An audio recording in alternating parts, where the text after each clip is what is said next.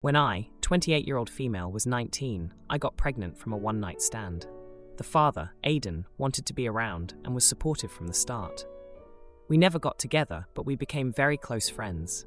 Unfortunately, when I was 8 months pregnant, Aidan died in a car accident. It devastated me, as well as his family.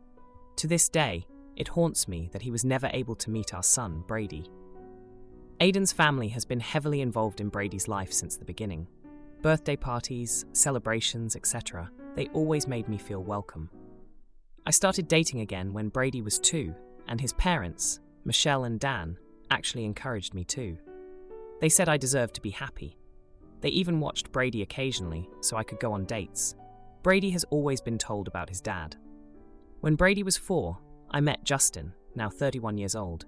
It took 6 months for him to meet Brady, and from the start, they bonded quickly. A couple of months later, Justin met Aidan's family. They loved him. I was always clear with Justin that their family would always be in our lives, especially for Brady's benefit. He agreed it was the best. I married Justin 2 years later. Brady began calling him Papa on his own. He still talked about Aidan and called him Daddy. I kept all pictures of Aidan up. Brady proudly said he had 2 dads. Michelle and Dan seemed fine. A year later, Justin brought up adopting Brady, and I agreed.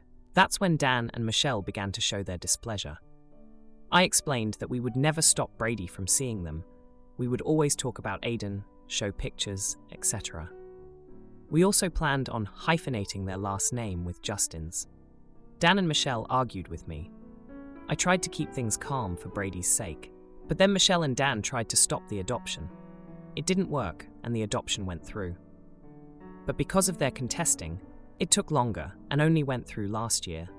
It also added extra court fees. Dan and Michelle have since accepted things, though I still won't leave them alone with Brady in case they try to trash Justin again. Justin is fine with them coming around for Brady and is cordial, but definitely keeps a wall up. He's not overly friendly like he once was. He'll smile, hype them up for Brady, but that's it. He says he's upset with what they put all of us through, especially the emotional toll it put on me. Dan and Michelle came by Christmas Eve to see Brady. Justin was once again polite, but didn't say much. A few days later, Michelle told me she's hurt. Justin stopped making an effort. I told her she can't expect him to be the same after all they did and said in court. She said they apologized and he accepted it. I said yes, but actions have consequences and they need to accept it. Dan told me that I was insensitive not to take Michelle's side after all they've done. Their daughter, Brady's aunt, tells me Justin and I are in the right. I don't know what to think and feel stretched between everyone. Am I the jerk? Edit. Some have asked what was said in court. They said he would be an unfit father, despite him having a job and a loving relationship with Brady. They also said that Justin was just after Brady's trust fund. For some context, Aidan was ended the life of in a drunk driving accident. I took the driver to court and sued them for the damages of me having to be a single parent due to their negligence. All the money was put into a trust for Brady that he can't touch until he's 25. The overseer is also Aidan's sister, so it's not like she'd ever agree to sign it over to Justin. Justin has never shown interest and has money of his own. The judge threw it out for those reasons. They called Justin a variety of names in court and tried to demean his character, calling him a child stealer, etc. This came after years of claiming they loved him and thought he was perfect for me, which Aidan's sister testified in court. They later admitted to me that they made all this up to try to stop the adoption, and they never believed it. Now for a few comments before the update. Comment 1. Dan told me that I was insensitive to not take Michelle's side after all they've done. What? After he and Michelle went to great lengths to disrupt your family, he thinks you should appreciate that. I'm really sorry for them that their son passed away, and I'm glad that they have a grandchild. But the way to be a positive part in that child's life is not to try and disrupt his home family life, which is clearly doing a lot of good things for him, not the idiot. Comment 2. A few days later, Michelle told me she's hurt. Justin has stopped making an effort. I told her she can't expect him to be the same after all they did and said in court. She said they apologized and he accepted it. I said yes, but actions have consequences, and they need to accept it. Not the idiot. Some wounds don't heal. They should have thought about that. Now for the update. Hey everyone, a lot has happened since my last post, and I've got quite the update for you all. So, after the whole adoption drama with Michelle and Dan, things seemed to settle down a bit. Or so I thought. Turns out, the calm was just the eye of the storm. 2 weeks ago, I found out that Michelle had been secretly trying to convince Brady that Justin wasn't his real family. She'd been slipping comments during their visits, like how no one could ever replace his daddy Aiden. It broke my heart to hear that. Brady, being the sweet kid he is, didn't understand why his grandma was saying these things, and it confused him a lot. Now, let me take you back a bit. When Aiden was alive, he had a special bond with his sister, who's now the overseer of Brady's trust fund. She's always been level-headed and fair, which is why she stood by Justin in court. But Michelle and Dan, they've always been a bit more, let's say, protective over Aiden's memory. I get it. Losing a child is unimaginable, but their actions lately have been crossing the line. Justin, bless him, has been nothing but supportive through all of this. He's been the rock for Brady and me, even when things got ugly.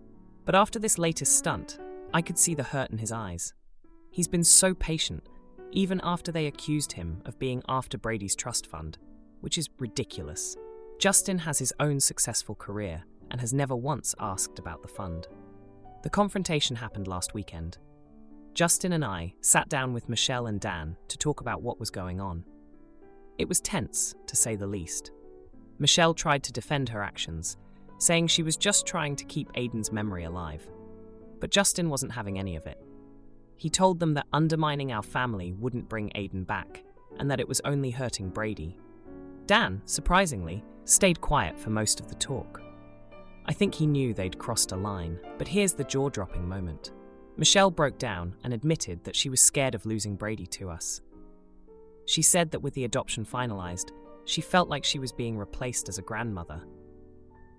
It was a mess of tears and apologies, but the damage was done. Justin told them that trust had to be rebuilt and that they couldn't expect things to go back to how they were overnight. In the midst of all this, Brady's been asking more about Aiden. He's at that age where he's trying to understand where he fits in the family puzzle. I've been doing my best to reassure him that he's loved by so many people, and that having Justin as his papa doesn't mean he's forgetting about his daddy Aiden. Now remember Aiden's sister? She's been an absolute angel. She's been talking to Brady, helping him understand the family dynamics, and reassuring him that it's okay to love Justin as much as he loves his daddy Aiden. She's been a mediator between us and Michelle and Dan, trying to mend fences. But the real kicker came just a few days ago. Dan finally spoke up. He called me, and in a very emotional conversation, he apologized for everything. He said he realized that they were letting their grief dictate their actions, and that it wasn't fair to Brady or to us. He promised to talk to Michelle and work on their behavior. As for Brady, he's been handling all of this like a champ. Kids are resilient, and he's got so much love around him. He's been spending more time with Justin, building model airplanes, and going on bike rides. It's been beautiful to see their bond grow even stronger through all of this. So, that's where we are now. It's been a ride of emotions, and I'm still trying to process everything. Justin and I are taking things one day at a time, focusing on Brady, and making sure he feels secure and loved. As for Michelle and Dan, I'm cautiously optimistic that we can find a way to move forward for Brady's sake. But it's going to take time and a lot of healing. Mom's fury over my tattoo ignites a feud, but a dress at a wedding reveals her secret. The tables are about to turn. I, 19 years old, female, recently got a tattoo on the back of my upper arm, around 6 centimeters in length. For context, I live with my parents and go to university full-time. I also work around 25 hours every week. I don't pay rent but do use my own money for essentially everything else. To add, this is very normal where I'm from. I know a lot of people on this subreddit are from the United States, where there's a strong push for moving out of the house by 18. But that's practically unheard of here, unless you have rich parents who can support you to do so. You cannot attend university and rent in my city. It's so unaffordable. Basically, I knew my parents didn't like tattoos, but I really wanted one and thought they'd be a little upset, but get over it after a few days. My dad did just that, told me he hates it, then moved on straight away. My mom, on the other hand, reacted horribly. She did not speak to me at all for 2 weeks, like refused to look at me if I tried talking to her. And now, it's been about a month. She's speaking, but does not want me to be around anyone she knows without covering my arm. When people come over to the house, I have to cover my arm. When I go out to local shopping centres where I might run into people she knows, or at a wedding I'm going to soon, I have to cover it. She's saying all this because she's terrified of people gossiping about her. Every time I bring it up, she says stuff like, "I don't want to hear it from everyone. They're all going to talk about it." This is probably partially true, definitely not to the extent she thinks it's going to be. Literally, no one cares that much about me. But I do come from a super judgmental family who will definitely think it's stupid and make comments about it to me. My mom, for some reason, thinks they'll think she's a bad parent or something. I'm not sure, but she clearly thinks it's on her for some reason. Now, I'm not totally opposed to covering up. However, it is the middle of summer right now, and it's like 36 degrees Celsius almost every day, so it's super impractical. The biggest thing, though, is more about how terrible it makes me feel. I know it's irrational or whatever, but having to cover up makes me feel like I'm this disgusting person who shouldn't be around people, and I hate it. This tattoo is a part of me, and it's shitty that that part of me is so terrible that I can't let people see it. The people she's trying to impress, or my extended family, are not particularly great people, super discriminatory, super hateful, and I don't respect or care about what they think of me, so I don't care if they talk shit about it. I've kinda stuck to my guns here and told her I'm not doing that, and she's got to accept me for it. However, every single conversation we're having now is just a never-ending argument. I don't know. I don't feel like I'm the jerk. But she keeps saying stuff like, "That's the rule when you live with me," although she still would want me to cover up around her family if I did move out. Any external opinion could help. Now, for a few comments before the update. Comment 1. Not the idiot. You sound Australian. Unless they can magically fix the housing crisis we're under, all the just move out people can frick right off. In any case, her house, her rules doesn't include your bodily autonomy. I would ask her, since the tattoo isn't going anywhere now, is it really worth continuing to fracture your relationship over? Is gossip really worse than making her daughter feel like shoot? Comment 2. Not the idiot. My 18-year-old university student lives with us.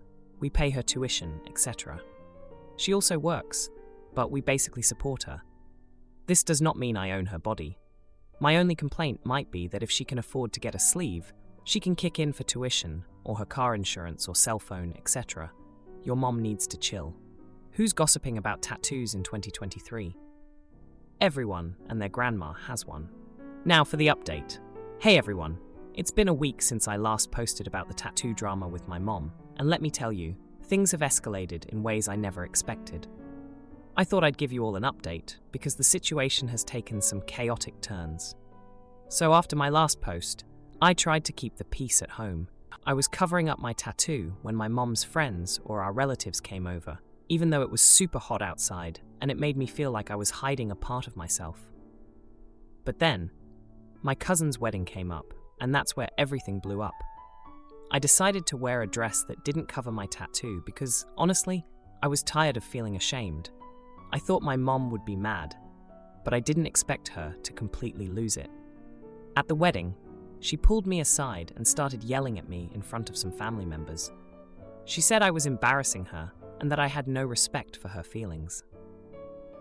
It was intense, and a few of our relatives overheard the argument. They started whispering, and I could tell they were talking about us. Now, here's where the backstory comes in. My mom has always been super concerned about what people think of her. When I was younger, she would make me dress in certain ways, or act a certain way in front of her friends, to make sure we appeared like the perfect family. It was exhausting, and I always felt like I couldn't be myself. That's partly why I got the tattoo in the first place. It was something for me, something that represented my independence. After the wedding incident, things at home got worse. My mom started giving me the silent treatment again, and my dad, who had been neutral, was now getting frustrated with both of us. He told me that I should just apologize to keep the peace, but I didn't want to back down.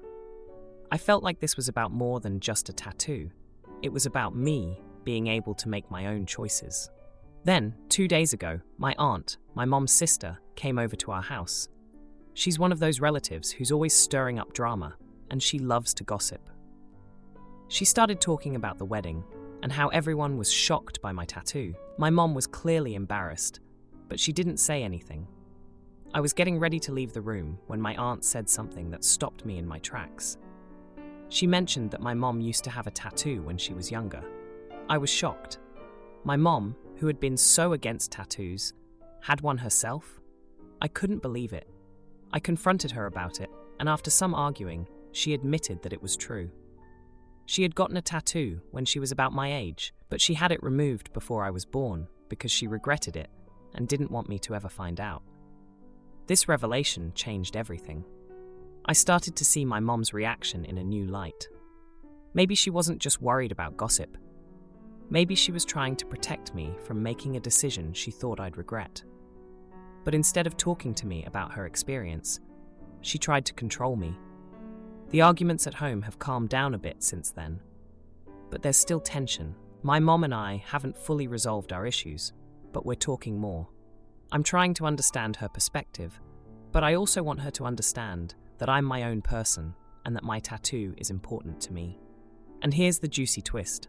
Yesterday, I overheard my mom talking to my dad about how she's considering getting another tattoo, something small and discreet, as a way to reconnect with her younger self. I was floored. It seems like this whole situation has made her reflect on her own choices and the way she's been treating me. My teen laughed at our Christmas rules, so I cancelled gifts. They played innocent until the hospital visit revealed their secret party and... The background. I have 3 kids, 2 are in high school and 1 is 12 years old. The 12-year-old got really sick on the 23rd, the eve of Christmas Eve. 103.8 fever, aches, tummy hurt, he just felt lousy. I put him to bed and he stayed there all day on the 24th. By that night, he still was very sick. Normally we open family presents on Christmas Eve, but we decided to wait. My 12-year-old is at that age where I don't think he believes, but he wants to. So, after I put him to bed, Santa came, and we all crossed our fingers there would be a Christmas miracle, and he would feel better. By Christmas morning, when we normally open Santa presents, he really tried to get up. He took a shower, said he was well enough to go down and see what Santa brought, but took one look at the presents, turned right around, and went back upstairs and crawled into bed. I said we would wait to open gifts until he was better, but one of my teens had an attitude about it all day, and tonight my husband said he felt bad that we made the kids wait to open their gifts. Now I'm second-guessing everything. I thought it would be cruel to let the kids open their gifts while their little brother was sick upstairs, but tonight my husband said we should have let them open their gifts. I suppose I could have picked out a couple of gifts for them to open, but I have no idea which gifts are which. Santa wraps everything in red paper, and many of the packages look similar. Even though they have the kids' names on them, I have no idea which gifts are which, so it's hard to pick out a couple. I didn't want one kid to open a pair of socks, and another kid to open their big gift. Tonight, my 12-year-old seems to be improving a bit. His fever is now around 102, but he stayed in bed sleeping all day, and I'm just really hoping he's much better tomorrow, the 26th. I didn't think I was asking too much for making the kids wait. It's not like I'll make them wait for days and days, but my husband now thinks that making them wait was wrong. Maybe it was. Edit to add, I've received lots of the same questions. Yes, I have been in contact with his doctor all along. Yes, my husband was involved in the decision to delay gifts. He had a change of heart later. My 12-year-old probably doesn't believe in Santa, but doesn't want the magic to end. This wasn't a question of, am I the idiot, because my kid likes the idea of Santa. Yes, I do have a lot of red wrapping paper, and I wrap the presents so that they all look similar. That is how Santa did it when I grew up. We did not cancel Christmas, just delayed presents. We did special things with the older kids. My decision would have been the same, no matter which kid was sick. My plan was never to make them wait forever. By Christmas night, the big kids knew they would get their gifts on the 26th either way. We opened this morning, and all is well. Fever broke last night, and today, the 26th, the 12-year-old is slowly feeling better. Merry Christmas. I appreciate the perspective. Now for a few comments before the update. Comment 1. I think I'm going to go against the grain and say nah, for the most part. I can understand getting caught up in the family traditions of Christmas. It doesn't seem that you did this out of ill intent, and kind of just seems like a lapse in judgment, / not seeing the bigger picture. Yes, you normally open presents together, but if your other children were visibly upset, you probably should have foregone the wait at that point. Comment 2. You're the idiot for prioritizing one kid over the others for all of Christmas Day, not seeking medical care for your kid, not even bothering to try to pick out some gifts for the older kids, etc. Side note, I guarantee your 12-year-old does not believe in Santa.